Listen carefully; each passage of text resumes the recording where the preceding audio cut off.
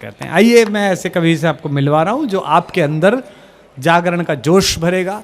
हो सकता है कि कुछ बातें आपको अरुचिकर लगे, हो सकता है कुछ बातें आपको रुचिकर लगे, लेकिन इनसे बाहर निकल कर आप आनंद लीजिएगा, क्योंकि कवि की वाणी जनवाणी है, उसका कहने का मन है और वो आपका अतिथि है, वो दूर से आया है। मैं बहुत ही प्रिय अपने छोटे भाई अमित शर्मा से अनुरोध करता हूं कि वो यहाँ आए और रस वर्षा करें। एक बार जोरदार तालियां बजाकर इस बच्चे का आप मान वर्धन करें। काका आप आओ। काका को पता था कि प्रोग्राम कैसा है, भगवा पहन के आए हैं। नहीं काका, मैं कर लूंगा, मैं पहले यही करता था। और अगर ठीक ठाक आपने नहीं सुना तो फिर से यही करना पड़ेगा। डॉक्टर साहब आज संचालन कर रहे हैं और ये ताकत डॉक्टर साहब के अंदर ही है, हमारे अग्रज, हमारे आदरणीय, हमारे युग वक्ता, हमारे युग कवि, कि जिस मोरबी में कभी कवि सम्मेलन नहीं हुआ था, बंजर जमीन के सीना फाड़कर बीज डालकर अगर कोई वटवृक्ष पैदा कर सकता है तो सिर्फ डॉक्टर कुमार विश्वास कर सकते हैं, दुनिया की और कोई ताकत नहीं कर सकती। मैं उनकी भूमिका में खड़ा हूं, 15-20 मिनट आपके बीच रहूंगा और आपसे वादा करता हूं कि जब तक आपके बीच रहूंगा तब तक आप सुनेंगे। जहां आपका मन करे आपकी जोरदार तालियां मिले और जहां आपका मन ना करे आप खामोश बैठ सकते हैं। मैं बिना किसी भूमिका के 10 सेकंड की भूमिका उसकी इतनी है कि भगवान श्री कृष्ण उन कौरवों के पास गए। भगवान ने कहा कि अगर तुम आधा राज्य नहीं दे सकते तो केवल 5 ग्राम दे दीजिए, मैं 5 ग्रामों पे कौरवों को, मैं 5 गांवों पे पांडवों को मना लूंगा और इस भीषण विध्वंस को टाला जा सकता है। लेकिन दुर्योधन ने भगवान को अपमानित करके भगा दिया और भगवान से कहा ग्वाले यहां से भाग जा, बिना युद्ध के तो मैं सुई की नोक बराबर भी जमीन नहीं दूंगा। वाह। भगवान ने कहा कि अब तुम्हारे पास कुछ शेष नहीं बचता, युद्ध ही शेष है। तो युद्ध का मैदान है, कुरुक्षेत्र का मैदान है, एक तरफ कौरवों की सेना है, एक तरफ पांडवों की सेना है। एक चित्र खींचता हूं और कविता यहां से जन्म लेती है कि तलवार, धनुष और पैदल सैनिक कुरुक्षेत्र में खड़े हुए। वाह बेटे। तलवार, धनुष और पैदल सैनिक कुरुक्षेत्र में खड़े हुए, रक्त पिपासु महारथी एक दूजे सम्मुख अड़े हुए, कई लाख सेना के सम्मुख पांडव 5 बिचारे थे। एक तरफ थे योद्धा तब, एक तरफ समय के मारे थे। महासमर की प्रतीक्षा में सारे ताक रहे थे जी, महासमर की प्रतीक्षा में सारे ताक रहे थे जी, और पार्थ के रथ को स्वयं केशव हाँक रहे थे जी। वाह, धन्यवाद। इतनी बच जाएगी तो काम चल जाएगा। और पार्थ के रथ को स्वयं केशव हाँक रहे थे जी। रणभूमि के सभी नजारे देखने में कुछ खास लगे। माधव ने अर्जुन को देखा, अर्जुन उन्हें उदास लगे। कुरुक्षेत्र का महासमर एक पल में तभी सजा डाला। 5 जन्य उठा कृष्ण ने मुख से लगा बजा डाला। हुआ शंखनाद जैसे ही सबका गर्जन शुरू हुआ, रक्त बिखरना हुआ शुरू और सबका मर्दन शुरू हुआ। कहा कृष्ण ने उठ पार्थ, कहा कृष्ण ने उठ पार्थ, और एक आंख को मीच जरा, गांडी पर रख बाणों को, प्रत्यंचा को खींच जरा, और आज दिखा दे रणभूमि में, आज दिखा दे रणभूमि में योद्धा की तासीर। यहां इस धरती पर कोई नहीं अर्जुन के जैसा वीर। यहां वाह, इस धरती पर आभार, इस धरती पर कोई नहीं अर्जुन के जैसा वीर यहाँ। सुनी बात, सुनी बात, सुनी बात माधव की तो अर्जुन का चेहरा उतर गया। एक धनुर्धारी की विद्या मानो चूहा कुतर गया। बोले पार्थ सुनो कान्हा, बोले पार्थ सुनो कान्हा, जितने ये सम्मुख खड़े हुए हैं हम तो इनसे सीख सीख कर सारे भाई बड़े हुए हैं। इधर खड़े बाबा भीष्म ने मुझको गोद खिलाया है, गुरु द्रोण ने धनुष बाण का सारा ज्ञान सिखाया है, सभी भाई पर प्यार लुटाया कुंती मात हमारी ने, कमी कोई ने छोड़ी थी प्रभु माता गांधारी ने।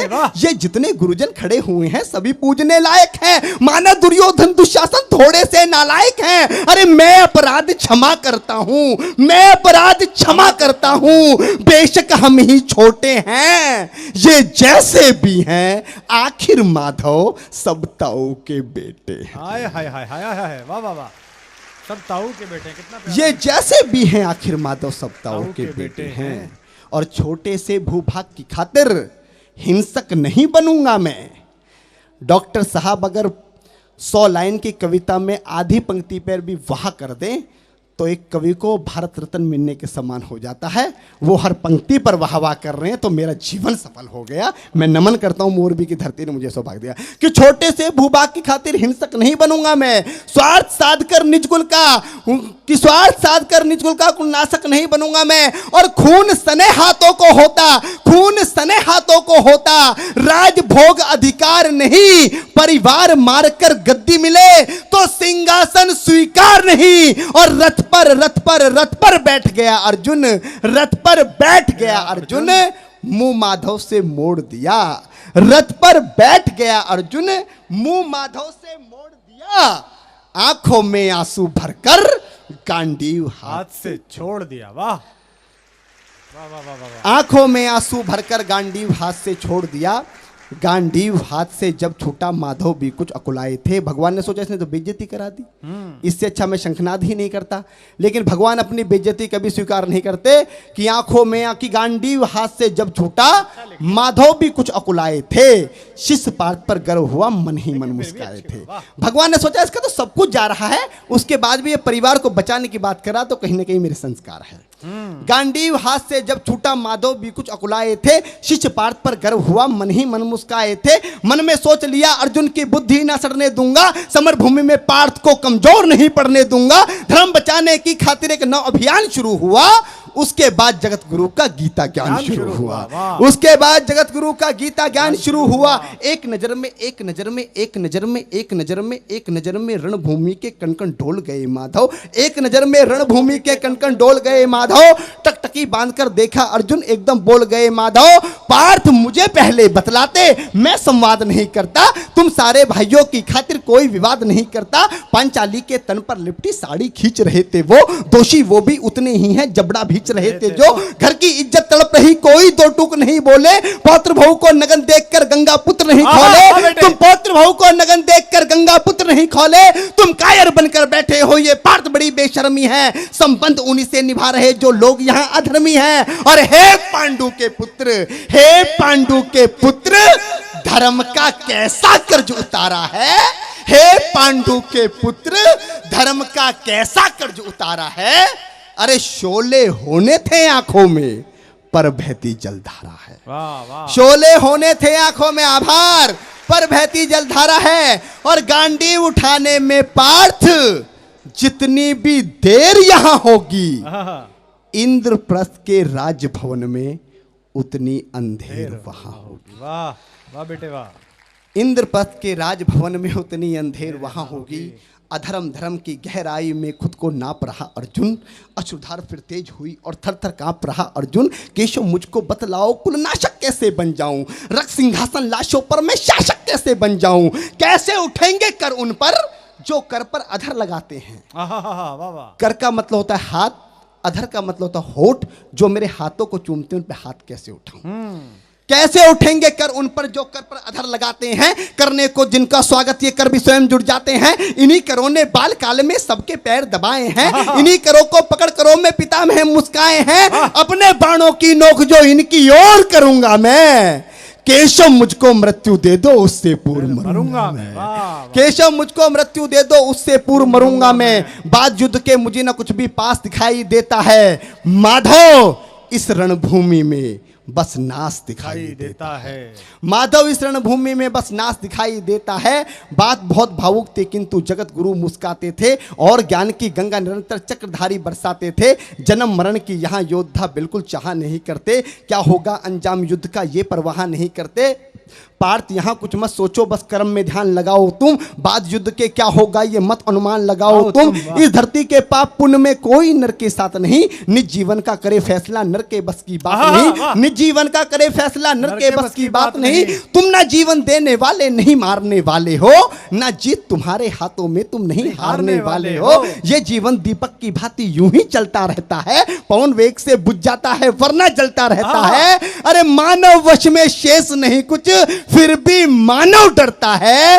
वह मरकर भी अमर हुआ जो धर्म की खातिर लड़ता है। वाह। वह मरकर भी अमर हुआ जो धर्म की खातिर मरता है। और ना सत्ता सुख से होता है, ना सम्मानों से होता है। भगवान ने बहुत बड़ी बात अर्जुन से कही कि जीवन का सबसे बड़ा सम्मान क्या है। भैया आपको समर्पित करता हूं कि ना सत्ता सुख से होता है, ना सम्मानों से होता है। जीवन का सार सफल केवल बस बलिदानों से होता है। जीवन का सार सफल केवल बस बलिदानों से होता है। और परम पिता ने मेरी झोली में एक अनमोल पंक्ति डाली। मैं विधायक जी उस पंक्ति को जितनी बार भी पढ़ा मेरी आंखों में आंसू रहे कि परमात्मा ने इतनी अच्छी कृपा मेरे ऊपर कैसे कही। वो पंक्ति आपकी अदालत में रखता हूं कि ना सत्ता सुख से होता है, ना सम्मानों से होता है। जीवन का सार सफल केवल बस बलिदानों से होता है। और देहदान योद्धा ही करते हैं, ना कोई दूजा जाता है। देहदान योद्धा ही करते हैं, ना कोई दूजा जाता है। रणभूमि में वीर मरे तो शव भी पूजा जाता। रणभूमि में वीर मरे तो शव भी पूजा। वाह बेटा। रणभूमि में वीर मरे तो शव भी पूजा जाता है। और योद्धा की प्रवृत्ति जैसे खोटे शस्त्र बदलती है। एक पंक्ति में श्रीमद् भागवत गीता का सार बताता हूं कि भगवान क्या कहना चाहते थे कि योद्धा की प्रवृत्ति जैसे खोटे शस्त्र बदलती है, वैसे मानव की दिव्य आत्मा दैहिक वस्त्र बदलती है। वैसे मानव की दिव्य आत्मा दैहिक वस्त्र बदलती है। ये मान और सम्मान बताओ। उसके बाद अर्जुन कहता है ये मान और सम्मान बताओ, मुझको जीवन दान बताओ। जीवन मृत्यु क्या है माधव, मुझको जीवन दान बताओ। काम क्रोध की बात कही तो मुझको उत्तम काम बताओ। अरे खुद को ईश्वर कहते हो तो जल्दी अपना नाम बताओ। खुद को ईश्वर कहते हो तो जल्दी अपना नाम बताओ। इतना सुनते ही माधव का धीरज पूरा डोल गया। तीन लोक का स्वामी फिर बेहद गुस्से में बोल गया, कान खोलकर सुनो पार्थ, मैं ही त्रेता का राम हूं। कान खोलकर सुनो पार्थ, मैं ही त्रेता का राम हूं। कृष्ण मुझे सब कहते हैं, मैं द्वापर का घनश्याम हूं। रूप कभी नारी का रखकर मैं ही केस बदलता हूं। धर्म बचाने की खातिर मैं अनगिन वेश बदलता हूं। धर्म बचाने की खातिर मैं अनगिन वेश बदलता हूं। विष्णु जी का दशम रूप में परशुराम मत वाला हूं। नाग कालिया के फन पे मैं मर्दन करने वाला हूं। बाकासुर और महिषासुर को मैंने जिंदा गाड़ दिया। बाकासुर और महिषासुर को मैंने जिंदा गाड़ दिया। नरसिंह बनकर धर्म की खातिर हिरण्यकश्यप फाड़ दिया। नरसिंह बनकर धर्म की खातिर हिरण्यकश्यप फाड़ दिया। और रथ नहीं तनिक भी चलता है, बस मैं ही आगे बढ़ता हूं। जब मैं गीता का 10वें अध्याय पढ़ रहा था तो मां गीता के 10वें अध्याय पर 10-10 नोबेल पुरस्कार बलिदान किए जा सकते हैं। उस 10वें अध्याय को पूरी दुनिया का मोटिवेशन, पूरी दुनिया का मैनेजमेंट प्रबंधन उस मां गीता के 10वें अध्याय पर बलिदान किया जा सकता है। और उस 10वें अध्याय को मात्र 2 पंक्ति में लिखने की कोशिश की कि रथ नहीं तनिक भी चलता है, बस मैं ही आगे बढ़ता हूं। रथ नहीं तनिक भी चलता है, बस मैं ही आगे बढ़ता हूं। और गांडीव हाथ में तेरे है, पर रणभूमि में मैं लड़ता हूं। वाह, बहुत अच्छे अमित, बहुत बढ़िया करते हैं। गांडीव हाथ में तेरे है, पर रणभूमि में मैं लड़ता हूं।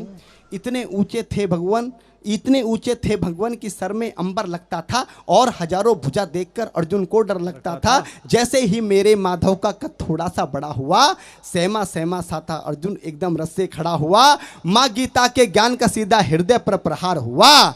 मृत्यु के आलिंगन हेतु फिर अर्जुन तैयार हुआ। मृत्यु के आलिंगन हेतु फिर अर्जुन तैयार हुआ कि जितने यहां अधर्मी हैं चुन चुन कर उन्हें सजा दूंगा। इतना रक्त बहाऊंगा, धरती की प्यास बुझा दूंगा। जिधर बाण चले पार्थ के सब पीछे हट जाते थे। रणभूमि के कोने कोने लाशों से पट जाते थे।